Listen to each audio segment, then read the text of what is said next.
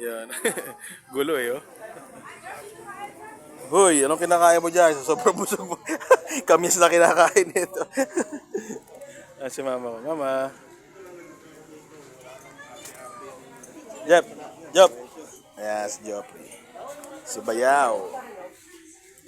Si Rico, humihiga na sa upo sa lamesa. Si Alvin.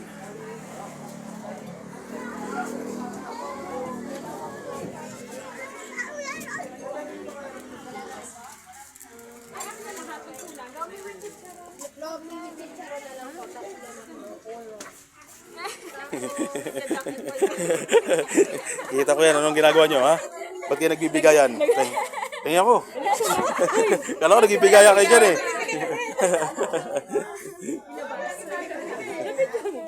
Oh, yun, no? Ebidensya. Yan. Chenelin's Lomi House. Yon, dito kami sa Chenelin's Lomi House. Ano siya, bahay na nagkaroon siya ng lomihan dito.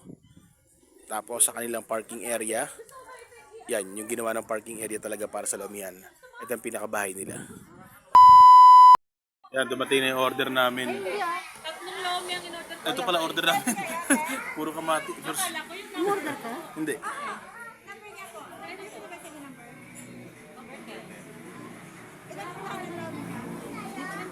Tatlo dito eh. Mas doon isa.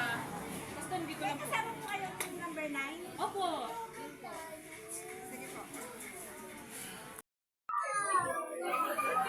Yung order nandiyan na ba? Wala pa?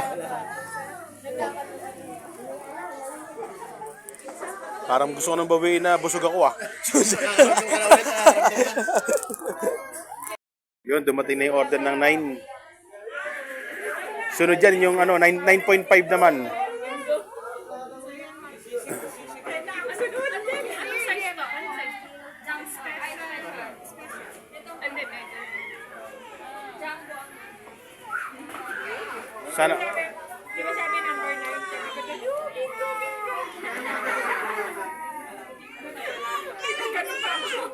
sana all. Magkakamyas na lang ako.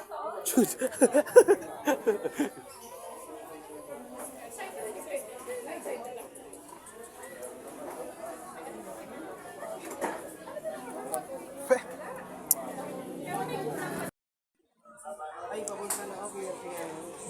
Ayoko naman, kanina pa kumain yan. Ito yung challenge. Asim eh. Ayop. Number 10, bingo. Bingo na ba kayo? Yan na yung order. Wow! Sana, Tama lang talaga na isa sana all. Yung order nila na lomi. Dapat ang tansa. Oo nga.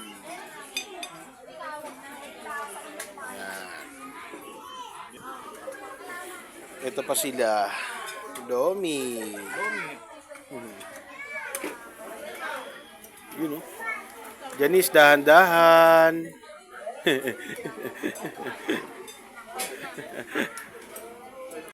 Akin lasa. Okay naman.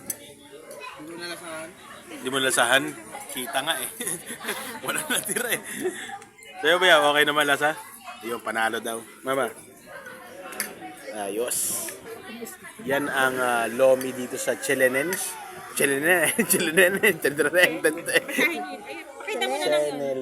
Chenelens pala. Chenelens.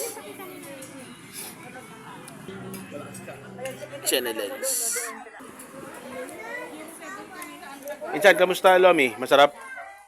Panalo? Ano?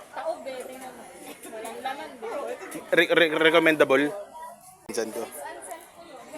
Nagsusulo. Yun, tapos na, mga busog na. Okay, daming tao dito. Ayun, oh. Yun, oh, ready na sila.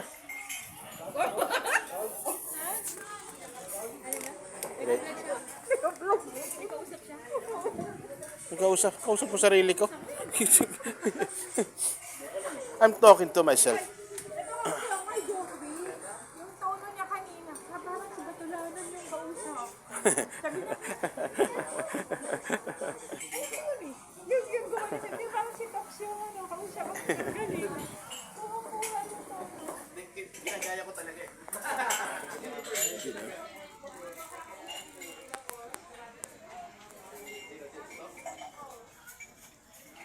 Baka naman magtaka si ano.